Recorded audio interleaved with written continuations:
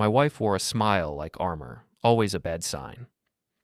Tess stood in our kitchen, phone clutched in her manicured fingers, that particular expression plastered across her face. The one that meant she was about to lie to me with the confidence of a politician promising tax cuts. "Meeting with an old friend tonight," she announced, not bothering to look up from her screen. Her thumbs moved across the keyboard with practiced efficiency. "Might be late." I nodded from behind my coffee mug, watching her reflection in the window. Rain streaked the glass. Typical Pacific Northwest evening, gray and miserable. Perfect weather for deception, apparently. "Which friend?" I asked, keeping my tone casual. "Jules, from work." The lie rolled off her tongue, smooth as silk. "We're discussing that new campaign?" Jules. Right.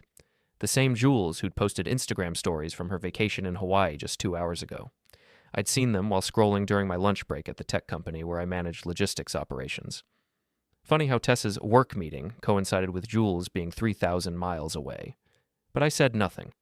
Just sipped my coffee and filed the information away in the growing folder of my wife's deceptions. Tess finally looked up, her green eyes bright with false enthusiasm. "You don't mind, do you? I know we talked about watching that Netflix series tonight." "Not at all," I replied. "I've got some work to catch up on anyway." She beamed at me, that radiant smile that had once made my heart skip. Now it just made me tired. "You're the best, Callum. Really." She kissed my cheek, a quick, perfunctory peck, and headed upstairs to change. I heard her footsteps on the hardwood, then the familiar creak of our bedroom door. I pulled out my phone and checked her location. Still showed our address, but that would change soon enough. Tess had gotten sloppy lately, forgetting to turn off location sharing. Or maybe she thought I was too trusting to check. Too stupid to notice. She was wrong on both counts. 20 minutes later, she descended the stairs in her favorite black dress. The one she claimed was too fancy for regular date nights with me, but apparently perfect for work meetings with fictional colleagues. "Don't wait up," she called, grabbing her purse and keys. "Love you." The front door slammed before I could respond. Not that I would have. The words would have tasted like ash in my mouth. I moved to the living room window and watched her BMW reverse out of our driveway. Red taillights disappeared into the rainy darkness, heading toward downtown. Or more specifically, toward the Marriott on 5th Street, where she'd been meeting Porter Keller every Tuesday for the past 6 weeks.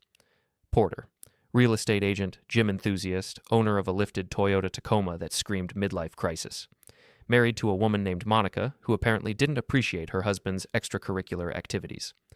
I'd learned quite a bit about Porter in recent weeks, thanks to some creative research and my background in military intelligence. Amazing what people shared on social media when they thought nobody was paying attention. I settled into my desk chair and opened my laptop. Time to do some actual work. Not the kind Tess thought I was doing, but the kind that mattered. The kind that would make her Tuesday night adventures very interesting indeed. My phone buzzed with a text from Sid, my best friend since high school. "Beer tomorrow? You sound like you need it." I did need it, but not for the reasons he thought. I typed back, "Rain check. Got a project to finish."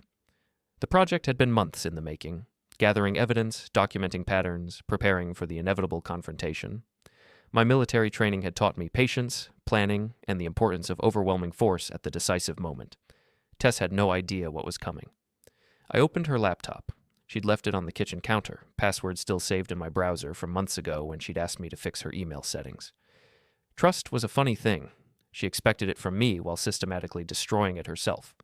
Her message history painted a clear picture. Porter wasn't her first affair, just her most recent. There had been others, a marketing consultant named Derek, a client named Brad, even her personal trainer for a brief period last summer. Each relationship carefully compartmentalized, each lie meticulously crafted. But Porter was different. The messages between them talked about leaving their spouses, starting fresh somewhere new. Tess had even been moving money into a separate account, small amounts, nothing I'd notice unless I was looking for it. Which I was. Before we dive deeper into this story, I have one small request. Please subscribe, drop a like, comment, and hit that hype button to boost this channel so more people can discover these incredible Reddit stories. I scrolled through their conversation from earlier today. Porter. "Can't wait to see you tonight, wearing the blue shirt you like." Tess. "Save your energy. We need to talk about the timeline." Porter. "Timeline?" Tess. "For leaving. I'm tired of sneaking around." Porter. "Soon, baby. Monica's been suspicious lately." Tess. "Then we need to be smarter or bolder." Bolder. That was rich, coming from someone who'd been lying to my face for months. I checked the bank statements next. Our joint checking account showed regular transfers to an account I didn't recognize. Small amounts, 200 here, 300 there. Nothing that would trigger alerts or raise immediate suspicions. But it added up. Over the past 4 months, she'd moved nearly $8,000 into what I now knew was her escape fund. My phone showed her location had stopped moving, the Marriott, just as expected. Room 247, if the pattern held. Porter always booked the same room, probably thought it was romantic or something. I leaned back in my chair and considered my options. The old me, the trusting husband who'd believed in marriage vows and second chances, would have confronted her directly. Demanded explanations, suggested counseling, tried to save what we'd built together. But that version of me had been slowly eroding with each lie, each secret meeting, each transfer to her hidden account. What remained was something harder, colder, something shaped by years of military service and the harsh reality that some battles couldn't be won through diplomacy. Tess wanted to play games? Fine. But she was about to learn that I was better at them than she'd ever imagined. I opened a new document and began typing. Not an angry letter or a desperate plea, something much more effective. A detailed timeline of her activities, complete with screenshots, bank records, and location data. Evidence that would be very difficult to explain away. Then I started making phone calls. The first was to Jules, who answered on the third ring. "Callum, is everything okay? It's kind of late." "Hey, Jules, sorry to bother you. Tess said you two were meeting tonight about the campaign, but she left her portfolio here. Should I drop it off?" Silence. Then, "Meeting? Callum, I'm in Hawaii. I've been here all week." "Oh." I let confusion creep into my voice. She must have said someone else. My mistake. "No problem. Tell her I said hi when you see her." I hung up and made a note. Jules was clean. She genuinely didn't know about Tess's activities. That was useful information. The second call was to Monica Keller. I'd found her number through Porter's real estate website, where she was listed as his business partner and loving wife. She answered immediately, voice tight with suspicion. "Hello? Hi, is this Monica? My name is Callum Torvin. I think we need to talk." Another silence, longer this time. When she spoke again, her voice was carefully controlled. "About what?" "About where our spouses are tonight." "I see." She paused. "Yes, I think we do need to talk." We arranged to meet the next morning at a coffee shop downtown. Monica, it turned out, had been conducting her own investigation. She'd hired a private detective, gathered evidence, and was preparing to file for divorce. But she was interested in my proposal for a more comprehensive approach. The third call was to my boss, Ms. Rivera. I'd need some time off, and I wanted to make sure my current projects were covered. "Family emergency," I told her. "Might need a few days." "Everything all right, Torvin?" "Will be soon." By midnight, I had everything arranged. The evidence compiled, the allies recruited, the timeline established. Tess's location showed she was still at the hotel, probably planning her new life with Porter while lying next to him in bed. Let her plan. Let her dream about escape funds and fresh starts. Because tomorrow, her carefully constructed world was going to come crashing down. I closed the laptop and headed upstairs to bed. For the first time in months, I slept soundly. I woke to the sound of Tess's key in the front door. According to my phone, it was 6:47 a.m. She'd stayed out all night. A new record, even for her. I listened to her footsteps on the stairs, the careful way she avoided the creaky third step. She slipped into our bedroom like a ghost, moving quietly toward the bathroom. "Good night?" I asked from the bed. She froze. "Oh, you're awake. Yes, we worked really late. I ended up crashing at Jules' place." Another lie, delivered with practiced ease. I wondered if she even remembered what the truth felt like anymore. "That's nice," I said. "Jules called looking for you around 11. Something about documents you were supposed to review." I watched her face in the dim morning light, the micro-expressions that betrayed her panic, the slight widening of her eyes, the almost imperceptible tightening around her mouth. "Oh, that. We handled it. Different documents." She forced a smile. "I need a shower. Long night." I bet it was. She disappeared into the bathroom, and I heard the water start running. Perfect. That gave me 20 minutes to make some final preparations. I'd already moved most of her personal belongings to storage, clothes, jewelry, books, everything that mattered to her. The storage unit was paid for 6 months in advance, the key hidden where she'd never think to look. I'd left just enough items to maintain the illusion of normalcy, but anyone paying close attention would notice the gaps. Tess never paid close attention to anything except her phone and her reflection. The automated email system I'd set up would trigger at 9 a.m. sharp. Her family, friends, and coworkers would receive a carefully curated selection of screenshots, photos, and bank records. Nothing explicit or inappropriate. I wasn't interested in revenge through embarrassment. This was about truth, pure and simple. The shower shut off. I heard her moving around the bathroom, probably practicing explanations for where she'd been. She was good at lying, but she wasn't good at thinking on her feet when confronted with evidence. She emerged wearing her favorite robe, hair wrapped in a towel. "I'm thinking of taking a personal day," she announced. "Maybe we could do something together. It's been a while since we had a real date." The audacity was breathtaking. 12 hours ago, she'd been planning to leave me for another man. Now she wanted to play loving wife. "Sounds perfect," I said. "Why don't you get dressed, and I'll make breakfast?" She beamed at me, probably thinking her charm offensive was working. "You're amazing, Callum. I don't tell you that enough." No, she didn't. But that was about to become irrelevant. I headed downstairs and started coffee. At exactly 8:30, I sent a single text to Tess's phone. "Check your email, all of it." Then I left the house. I drove to the coffee shop where Monica was waiting. She sat in a corner booth, laptop open, looking like a woman who'd been planning a war, which in a sense, she had been. "Callum." She stood as I approached, tall, blonde, with the kind of sharp intelligence that Porter had apparently taken for granted. "Monica, thanks for meeting me." We shook hands, and I slid into the booth across from her. She'd already ordered coffee for both of us. "I have to say, your call last night was perfectly timed," she began. "I was wondering how to handle this situation without destroying myself in the process." "What did you have in mind?" She turned her laptop screen toward me. "Porter's been sloppy. He thinks I don't know about his affairs, but I've been documenting everything for months. Financial records, text messages, even some photos my investigator took." The photos showed Porter and Tess entering and leaving the Marriott, holding hands, kissing in the parking lot. Timestamps indicated this had been going on even longer than I'd suspected. "The problem," Monica continued, "is that Porter's business is tied up with mine. If I just divorce him quietly, he gets half of everything. But if he's proven to be cheating, especially with financial misconduct..." "The prenup kicks in," I finished. "Exactly. But I need more than just evidence of the affair. I need proof of financial impropriety, preferably something that affects his real estate license." I smiled. "I think I can help with that." I showed her the bank records I'd compiled. Tess's secret transfers, yes, but also something more interesting. Porter had been using his real estate business accounts to pay for their hotel stays, dinners, and even a weekend trip to Portland last month. "He's been writing it off as business expenses," I explained. "Client entertainment, property visits, that sort of thing. But the IRS tends to frown on that when the clients are actually your mistress." Monica's eyes lit up. "This is perfect. With this evidence, I can not only divorce him, but also report him to the state licensing board." We spent the next hour coordinating our approach. Monica would handle the legal and professional consequences for Porter. I would focus on Tess and the social fallout. At 9 a.m. sharp, my phone started buzzing with notifications. The automated emails had been sent. The first call came from Tess's sister, Jennifer. I let it go to voicemail. The second was from Tess herself. I answered on the fourth ring. "Callum." Her voice was tight with panic. "Where are you? We need to talk." "I'm sure we do. How's your personal day going?"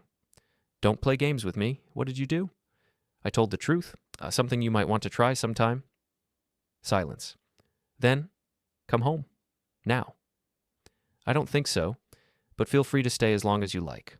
"Oh, wait, you can't. Your stuff's in storage." I hung up and turned off my phone. Monica was watching me with something like admiration. Words would remind me never to get on your bad side. "The key is preparation," I said, "and patience. Tess has been planning her exit strategy for months. I just made sure mine was better." We parted ways around noon. Monica headed to her lawyer's office with the evidence I'd provided. I drove to Sid's auto detail shop, where my best friend was waiting with a beer and a knowing grin. "So," he said, handing me the bottle, "I take it the project is complete?" Phase 1. Sid had been my closest friend since high school, the best man at my wedding, and the only person who'd noticed the changes in Tess before I'd been ready to admit them. He'd offered to handle Porter directly, but I'd convinced him that a more strategic approach would be more satisfying. "What's phase 2? He asked. I checked my phone. 17 missed calls from Tess, 12 from various family members and friends, and one from her boss at the marketing firm. Public accountability, I said. Tess has spent months lying to everyone who cares about her. Time for some honesty. The beauty of my plan was its simplicity. I hadn't fabricated anything or sought revenge through destruction. I'd simply made it impossible for Tess to continue living her double life. The evidence spoke for itself. The lies, the financial deception, the systematic betrayal of trust. Her family would have to decide whether they could forgive her behavior. Her friends would have to choose whether they wanted to associate with someone who'd deceived them for months. Her employer would have to determine whether her conduct reflected the values they wanted in their organization. And Porter would have to explain to his wife, his clients, and the state licensing board why he'd been using business funds to finance an extramarital affair. I wasn't destroying their lives. I was simply removing my participation in their deception. My phone buzzed with a text from an unknown number. "This is Jules. Tess asked me to contact you. She wants to explain everything." I typed back, "Nothing to explain. The evidence is clear." "Jules? She made mistakes, but she loves you." "Me? She loves the life I provided. There's a difference." "Jules, can we meet? Just to talk?" I considered it. Jules was Tess's closest friend, her confidant and enabler. She'd covered for Tess's affairs, provided alibis, and helped maintain the elaborate fiction of their friendship. But she'd also seemed genuinely surprised when I'd called looking for Tess last night. Maybe she didn't know the full extent of Tess's deception. Me, Brewhouse on Pine, 1 hour. I finished my beer and headed back into the rain. Phase 2 was about to begin. Jules was already waiting when I arrived at the brewhouse, hunched over a glass of wine like she was trying to disappear into it. She looked up as I approached, red-rimmed eyes, smeared makeup, the appearance of someone who'd spent the morning in crisis management mode. "Callum, thank God." She stood to hug me, but I stepped back and took the seat across from her instead. "Jules." She sat back down, wrapping her hands around her wine glass. "This is all a huge misunderstanding." "Which part? The affair, the secret bank account, or the lies about where she's been every Tuesday night for the past 6 weeks?" Jules flinched.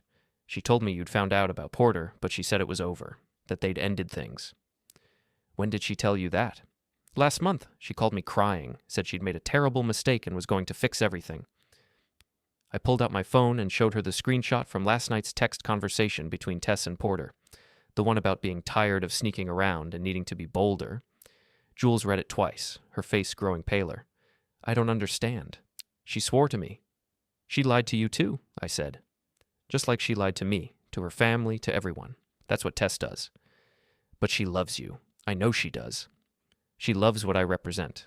Stability, financial security, a safety net while she explores her options." I leaned forward. "Tell me something, Jules. How many times has she asked you to cover for her? To provide alibis, to corroborate stories?" Jules stared into her wine. "I thought I was helping her work through a difficult time in your marriage." "By helping her cheat?" "She said you two had grown apart, that you barely talked anymore, that the spark was gone. She was lonely. So she decided to solve that by having affairs with multiple men while draining our joint bank account to fund her escape plan." Jules looked up sharply. "Multiple men?" I showed her more screenshots. Derek, the marketing consultant. Brad, the client. The personal trainer whose name I'd never bothered to learn. Each relationship carefully documented in Tess's digital history, each one overlapping with the others. "She told me Porter was the first," Jules whispered, "that she'd never done anything like this before." Tess tells people what they want to hear. It's her superpower. We sat in silence for several minutes. Around us, the lunch crowd chattered and laughed, oblivious to the small tragedy playing out in our corner booth. Finally, Jules spoke. "What do you want from me?" "Nothing. I just wanted you to understand what you've been enabling." "And now that I do?" "That's up to you." I stood to leave, but Jules grabbed my arm. "She's staying at her mother's house. She's not doing well." "I imagine not." "The emails you sent. Her boss called an emergency meeting. There might be consequences at work." "There should be. She's been lying to them, too." Jules released my arm. "You're really not going to forgive her?" "For the affairs? Maybe, eventually. For the systematic deception, the financial manipulation, the way she's made me complicit in her lies for months? No." I left Jules sitting there and walked back to my truck. The rain had intensified, turning the streets into rivers of gray water. Perfect weather for what came next. Tess's mother lived in a tidy suburban neighborhood about 20 minutes from downtown. I'd always liked Patricia. She was direct, honest, and had raised Tess to be better than she'd turned out. If anyone could get through to my wife, it would be her mother. I parked across the street and called Patricia's number. "Callum, honey, I was wondering when I'd hear from you." Her voice was warm but strained.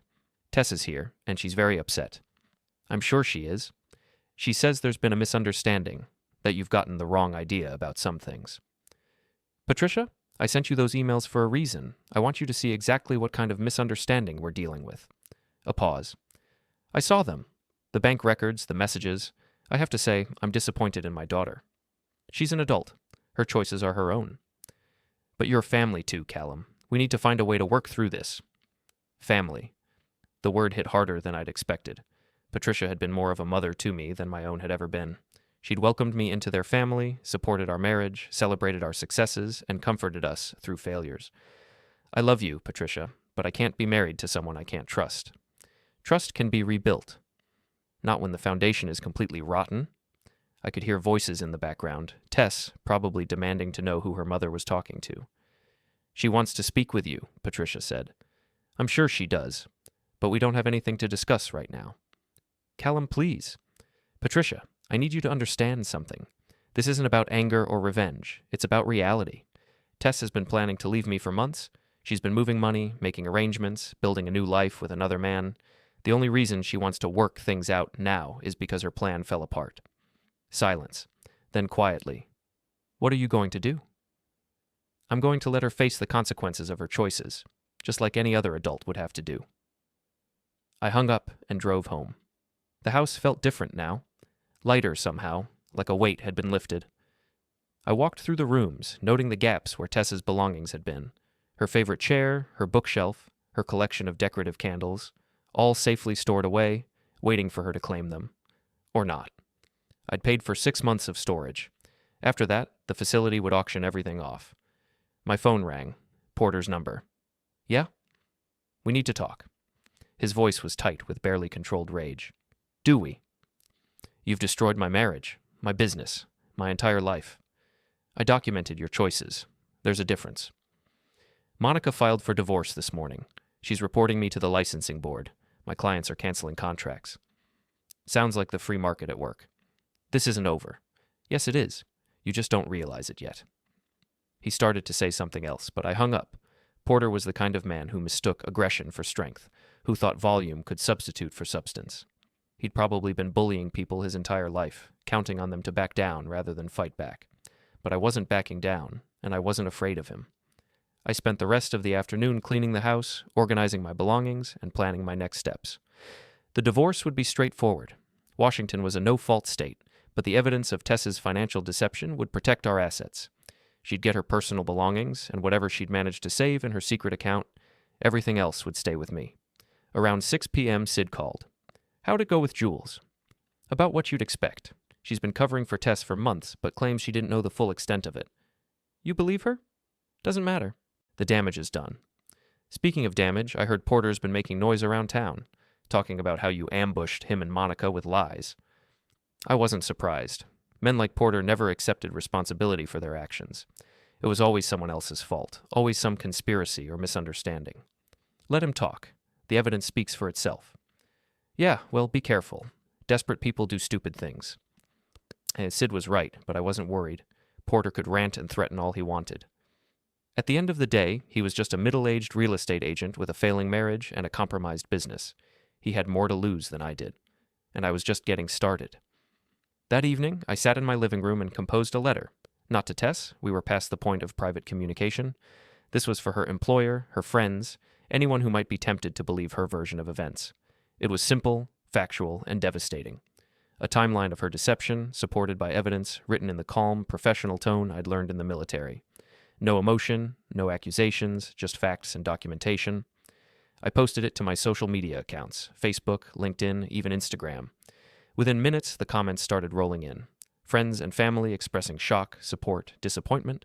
A few people defending Tess, but they were quickly overwhelmed by the evidence. The truth had a way of cutting through noise. By 10 p.m., the post had been shared dozens of times. Tess's carefully constructed social media presence, all those photos of our perfect marriage, all those posts about love and commitment, now looked like elaborate lies, which of course they were. My phone buzzed with a text from an unknown number. You're going to regret this. Porter, probably. Or maybe Tess using someone else's phone. I typed back, already do. I regret not doing it sooner. Then I blocked the number and went to bed. Tomorrow would bring new challenges, new consequences, new revelations. But for the first time in months, I felt like myself again. Not the deceived husband, not the unwitting accomplice to someone else's lies. Just Callum Torvin telling the truth and letting the pieces fall where they would. I woke to the sound of someone pounding on my front door. According to my phone, it was 7:23 a.m., and I had 47 new notifications from social media, email, and text messages. The pounding continued, accompanied by a familiar voice. Callum, open this door right now. Tess. She'd finally worked up the courage for a direct confrontation. I took my time getting dressed, brushing my teeth, and making coffee. The pounding became more frantic, then stopped altogether. When I finally looked out the window, I saw her sitting on my front steps, head in her hands. She looked terrible. Hair unwashed, makeup smeared, wearing the same clothes she'd had on yesterday morning. The confident, polished woman who'd left for her meeting Tuesday night was gone, replaced by someone who looked like she'd been awake for 36 hours straight. I opened the door. Finally! She jumped up, eyes blazing with a mixture of desperation and fury. We need to talk. Now. Good morning, Tess. You look well. Don't. She pushed past me into the house, then stopped short when she saw the gaps where her belongings had been. Where is everything? Where are my things? Safe. I want them back, right now. I'm sure you do. She spun around to face me, and I saw something I'd never seen before in her eyes. Genuine fear. Not the calculated emotion she deployed when she wanted something, but raw animal panic. You can't do this to me, Callum. You can't destroy my entire life because you're upset about Porter. I haven't destroyed anything. I've simply stopped participating in your deception.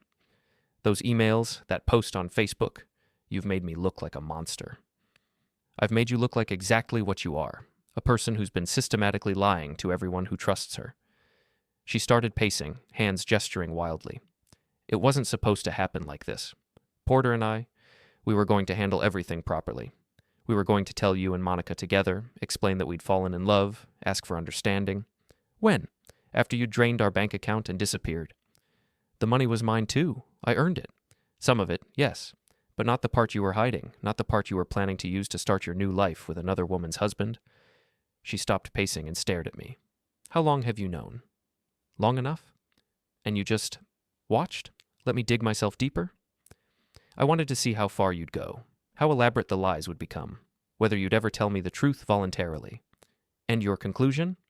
You wouldn't have. You'd have kept lying until the moment you walked out that door forever. She collapsed onto the couch, the one piece of furniture that had been hers originally, a wedding gift from her parents. My boss called an emergency meeting yesterday. They're putting me on administrative leave pending an investigation into my conduct. Probably wise. Your judgment has been questionable lately. Jennifer won't speak to me. My own sister thinks I'm a terrible person. Are you? The question hung in the air between us. Tess looked at me like I'd slapped her. I made mistakes, she said finally. But I'm not a monster. I was unhappy, Callum. We were unhappy. You have to admit that. So you decided to fix it by having affairs and stealing money? I wasn't stealing. And it wasn't just about the affairs. It was about feeling alive again, feeling wanted, desired, appreciated. By multiple men, apparently. She flinched. You don't understand what it's like to feel invisible in your own marriage. Then you should have talked to me about it, or asked for a divorce, or tried counseling. You had a dozen options that didn't involve deception and betrayal. Would you have listened? Really? When was the last time we had a real conversation about anything that mattered? The question caught me off guard because there was truth in it. We had grown apart, become roommates instead of partners, but that didn't justify what she'd done. You're right, I said. We should have addressed our problems earlier, but you chose to handle them by lying to me for months while planning your exit strategy.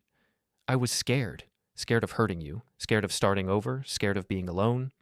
So you decided to hurt me anyway, just more cruelly and for a longer period of time. She started crying then, real tears, not the calculated ones she used to get her way. I know I messed up. I know I hurt you. But we can fix this. We can go to counseling, work through our problems, rebuild trust. No. Please, Callum. I'll do anything. I'll cut off all contact with Porter, close the separate account, be completely transparent about everything. You'll do all of that anyway, because you don't have any other choice. What do you mean? I pulled out my phone and showed her the latest developments. Porter's real estate license had been suspended pending investigation. Monica had filed a restraining order against him after he'd shown up at her office making threats.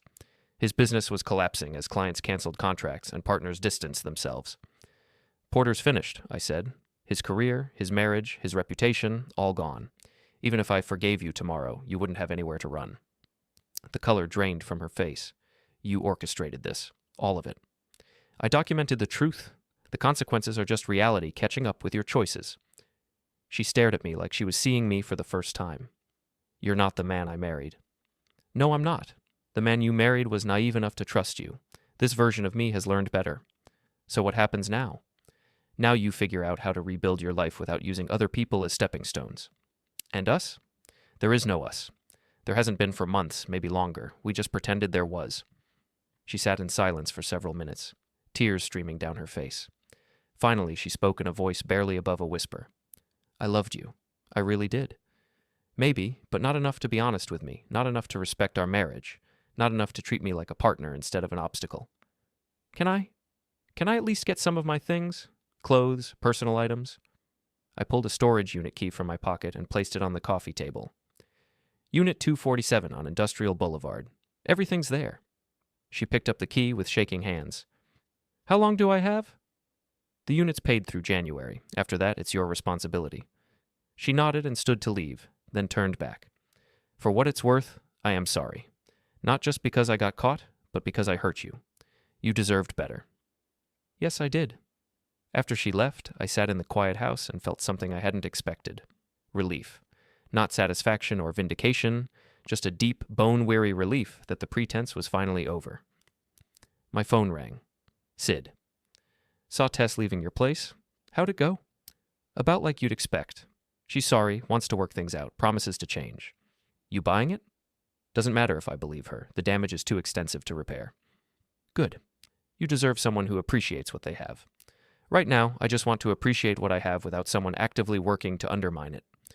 We talked for a few more minutes, then I hung up and started planning my day. There were practical matters to handle.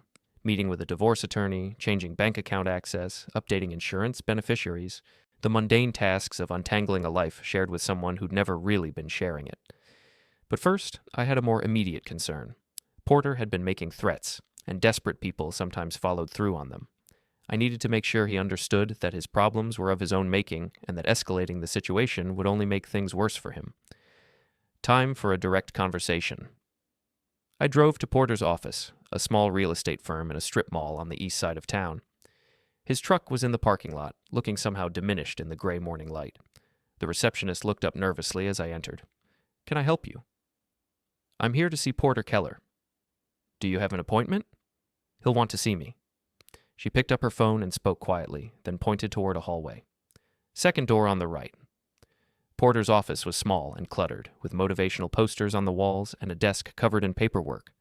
He looked up as I entered, unshaven, red-eyed, wearing a wrinkled shirt that suggested he'd slept in his office. You've got some nerve coming here. We need to clear the air. Clear the air? You've destroyed my life. I've exposed your choices. There's a difference. He stood up, trying to use his height to intimidate me. Porter was bigger than me, probably outweighed me by 40 pounds. But he carried it soft. Too many client dinners, too much time behind a desk. You think you're so smart, don't you? Setting us up, gathering your little evidence files, playing puppet master. I think I'm thorough. Military training. Well, your military training won't help you when I decide to return the favor. Is that a threat? It's a promise. You've cost me everything. My marriage, my business, my reputation. You think I'm going to just walk away? I stepped closer, close enough that he had to look up slightly to meet my eyes. Porter, I want you to listen very carefully. Your problems are not my fault. They're the result of your own poor decisions. You chose to have an affair. You chose to use business funds to finance it. You chose to lie to your wife, your clients, and your business partners. But I simply made it impossible for you to continue lying. That's all. You ruined everything. You ruined everything. I just made sure everyone could see it clearly. He was breathing hard now, hands clenched into fists. For a moment, I thought he might actually take a swing at me, but something in my expression must have warned him off. This isn't over, he said finally. Yes, it is. You just don't want to accept it. I turned to leave, then paused at the door. "Porter, if you're thinking about doing something stupid, remember that I still have evidence of your financial improprieties. Evidence that could interest the IRS as well as the state licensing board. Right now, you're just facing professional consequences. Don't make it criminal." I left him standing there and drove home. The conversation had gone exactly as I'd expected. Porter was angry, desperate, and looking for someone else to blame for his problems. But he was also smart enough to understand the implications of my warning. Probably. The rest of the day passed quietly.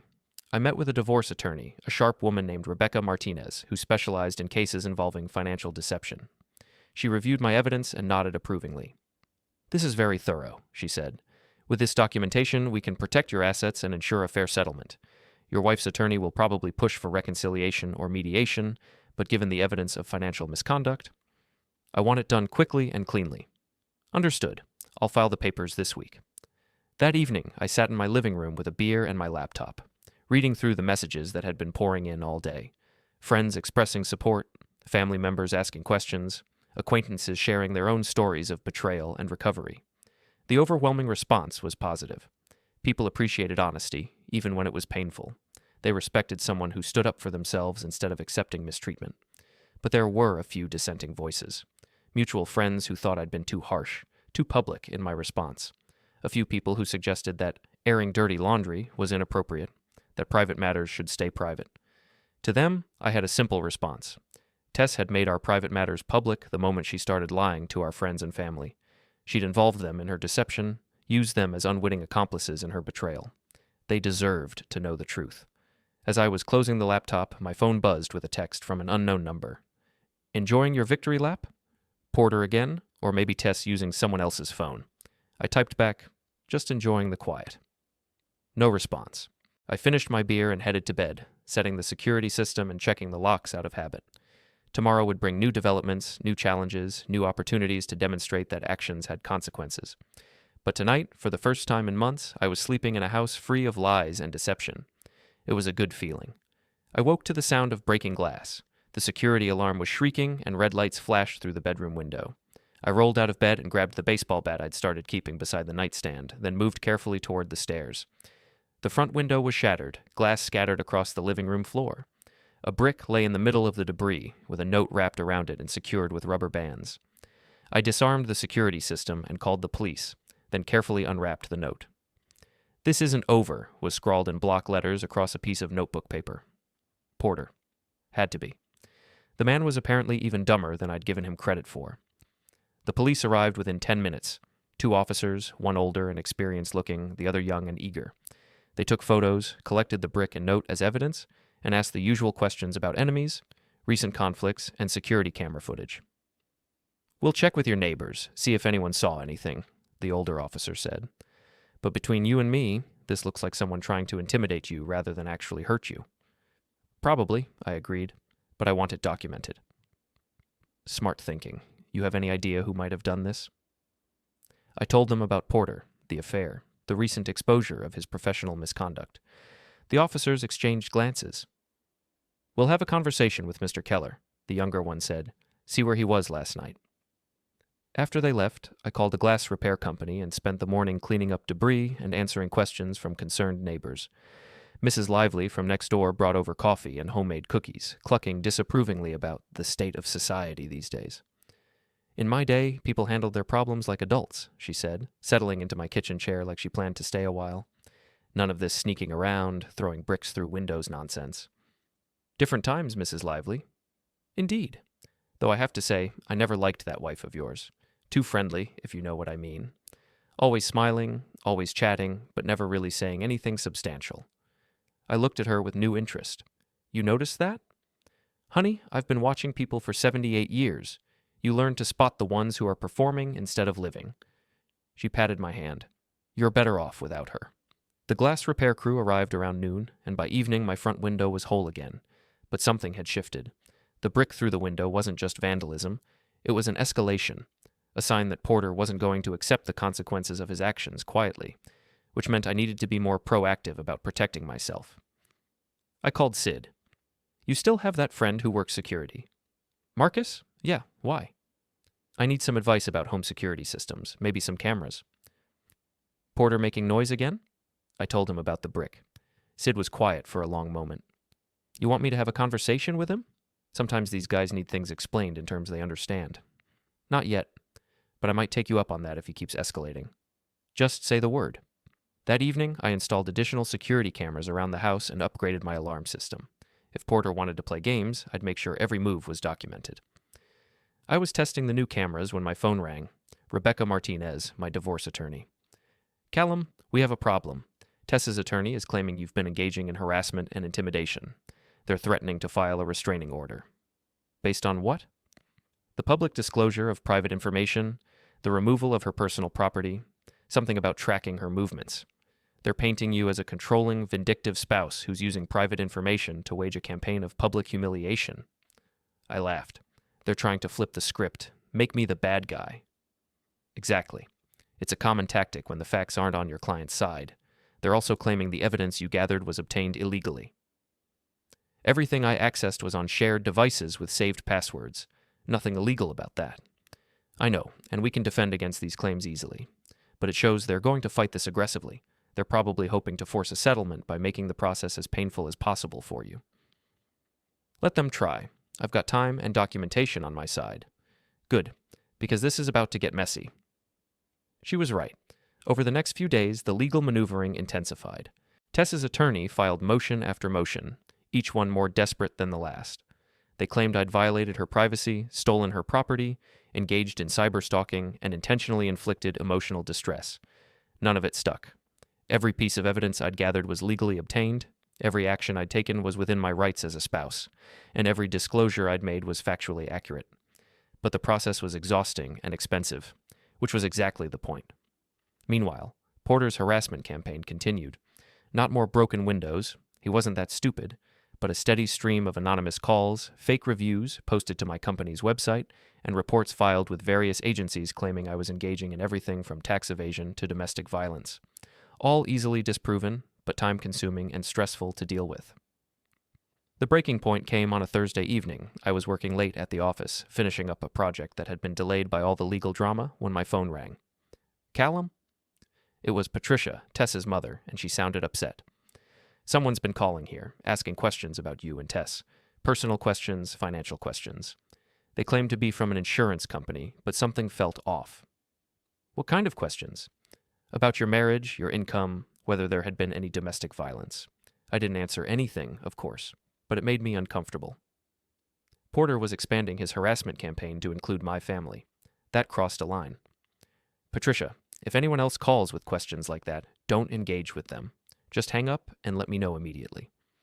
Is this about that real estate man? The one Tess was involved with? Probably. He called me too, earlier this week. Wanted to explain his side of the story, make sure I understood that you'd been manipulating the situation. What did you tell him? I told him that I'd raised my daughter to take responsibility for her actions, and that anyone who'd encourage her to do otherwise wasn't someone I wanted to talk to. I smiled despite everything. Patricia was a formidable woman when she wanted to be. He didn't take it well, she continued. Started ranting about how you destroyed his life, how you were vindictive and controlling. I hung up on him. Good. But Patricia, I want you to be careful. Porter's getting desperate, and desperate people sometimes do unpredictable things. You think he'd try to hurt someone? I think he's not thinking clearly right now. Just be aware of your surroundings, and don't hesitate to call the police if anything feels wrong.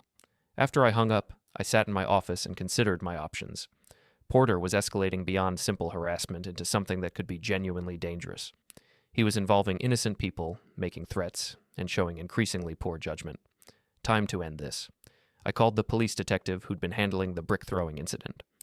Detective Sarah Chen was a no-nonsense woman in her 40s who'd been investigating Porter's activities with the thoroughness of someone who'd seen this pattern before.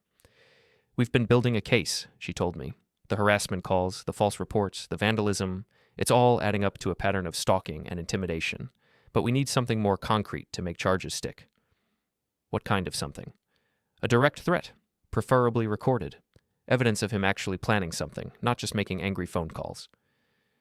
And if he escalates beyond phone calls? Then we'll have him. But I'd rather prevent that from happening. I understood what she was suggesting. Porter needed to be given enough rope to hang himself, but in a controlled way that didn't put anyone at risk. I might have an idea. I said. The plan was simple. I'd arranged to meet Porter in a public place, somewhere with security cameras and witnesses, and let him incriminate himself. If he was as unhinged as he seemed, he'd probably make threats or admissions that could be used against him. I sent him a text from a burner phone. "We need to talk. Brewhouse on Pine, tomorrow at 8 p.m. Come alone." He responded within minutes. "About time you grew a spine." Perfect. His arrogance would be his downfall. The next evening, I arrived at the brewhouse early and chose a table with clear sightlines to the entrances and exits.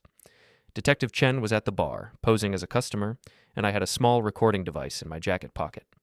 Porter arrived exactly on time, looking around nervously before spotting me in the corner. He walked over with the swagger of a man trying to project confidence he didn't feel. "So," he said, sliding into the booth across from me, "ready to discuss terms?" "Terms for what?" "For ending this campaign of yours. For letting me rebuild my life without your constant interference." "I haven't been interfering with anything. I've just been telling the truth. Your truth, your version of events. The documented version, the one supported by evidence." He leaned forward, lowering his voice. "I know people, Callum. People who can make your life very difficult if you don't back off." There it was, a direct threat, recorded and witnessed. "Are you threatening me, Porter?" "I'm explaining reality. You've cost me my marriage, my business, my reputation. You think I'm going to just walk away and let you win? I think you're going to accept the consequences of your own actions like an adult." "Wrong answer." He stood up abruptly, leaning over the table. "You have 1 week to fix this. Retract your statements, admit you were wrong, help me rebuild what you've destroyed, or things get very unpleasant for you. And if I don't, then you'll find out what it feels like to lose everything you care about." He turned and walked away, leaving me sitting there with exactly what I needed to end his harassment campaign permanently. Detective Chen appeared at my table within minutes. "Did you get that?" I patted my jacket pocket. "Every word." "Good. We'll pick him up tomorrow morning." Porter Keller's brief career as a stalker was about to come to an abrupt end. Porter was arrested at 6 a.m. the next morning on charges of stalking, harassment, and making criminal threats. Detective Chen called to let me know he'd been taken into custody without incident, though he'd spent the entire booking process ranting about conspiracies and frame-ups. "He'll probably make bail by this afternoon," she warned, "but the charges are serious enough that his attorney will strongly advise him to stay away from you." "And if he doesn't take that advice, then he goes to prison. Most people aren't that stupid." "Most people." But Porter had already demonstrated a remarkable capacity for poor decision-making. I spent the morning at work, trying to catch up on projects that had been neglected during the recent drama. My boss, Ms. Rivera, called me into her office around 10. "Everything okay, Torvin? You've seemed distracted lately." I gave her a brief summary of the situation, the divorce, the harassment, the arrest. She listened without comment, then nodded. "Take whatever time you need to sort this out. But I want you to know that if any of this spillover affects the company, we'll handle it appropriately." "Understood. I don't expect any further problems." "Good, because you're too valuable an employee to lose over someone else's drama." It was a relief to know my job was secure. One less thing to worry about as everything else fell apart and rebuilt itself. Around noon, Rebecca Martinez called with an update on the divorce proceedings. "Tess's attorney has withdrawn most of their motions," she said. "Apparently they've decided that fighting this aggressively isn't in their client's best interests." "What changed their minds?" "Porter's arrest, probably. It's hard to claim you're the victim of harassment when your boyfriend is being charged with stalking. Plus, the evidence you provided is so comprehensive that they'd be fighting an uphill battle." "So what happens now?" "We negotiate a settlement. Tess gets her personal property, whatever's left in her secret account, and maybe a small portion of the joint assets. You keep the house, the retirement accounts, and most of the savings." "Sounds fair." "More than fair, given the circumstances. I suspect she'll accept quickly. Her legal fees are mounting, and she doesn't have much leverage." That afternoon, I drove to the storage unit to check on Tess's belongings. I'd been paying for the space for 3 weeks now, but as far as I knew, she hadn't retrieved anything. The unit was exactly as I'd left it. Boxes of clothes, books, jewelry, and personal items, all carefully labeled and organized. It looked like the remnants of someone's life, which I supposed it was. My phone buzzed with a text from an unknown number. "Can we meet? I want to apologize properly." Tess, using someone else's phone again. I considered ignoring it, but curiosity won out. "Where?" "Coffee shop on 5th Street, 1 hour." I arrived to find her sitting in a corner booth, looking smaller somehow than I remembered. The confident, manipulative woman I'd married had been replaced by someone who seemed genuinely broken. "Thank you for coming," she said as I sat down. "I wasn't sure you would." "I almost didn't. I heard about Porter's arrest. I'm sorry. I never wanted any of this to escalate the way it has." "But you're not surprised that it did?" She shook her head. "Porter always had a temper. I should have warned you, but I hoped he'd just accept the consequences and move on." "Like you're doing?" "I'm trying to. My attorney says we should be able to finalize the divorce quickly if I don't fight the settlement terms." "And are you going to fight them?" "No. I know I don't deserve anything after what I did. I'm just grateful you're not trying to destroy me completely." It was a strange conversation, civil, almost friendly, between two people who'd once loved each other and now barely knew each other. "What will you do?" I asked. "Start over, I guess. My sister Jennifer said I can stay with her while I look for a job and an apartment. It won't be easy. My reputation in this town is pretty much ruined, but maybe that's what I need. A fresh start. Something like that." She looked at me directly for the first time since I'd sat down. "I know this doesn't matter now, but I want you to know that I did love you. Maybe not the way you deserved, maybe not enough to keep me from making terrible choices, but it was real. I believe you. Do you think, someday, we might be able to be friends? Not now, obviously, but eventually?" I considered the question. "Maybe, if you can prove that you've learned from this experience, if you can become someone who values honesty over convenience, I'd like that chance." We talked for another few minutes about practical matters, when she'd retrieve her belongings, how to handle the few remaining joint accounts, what to do about mutual friends who were caught in the middle. It was surprisingly easy, this conversation between two people who no longer had anything to hide from each other. As I was getting ready to leave, Tess reached across the table and touched my hand briefly. "I'm sorry, Callum, for all of it. You deserved so much better than what I gave you." "Yes, I did, but I'm going to be fine." "I know you will. You're stronger than I ever was." I left her sitting there and walked out into the afternoon sunlight.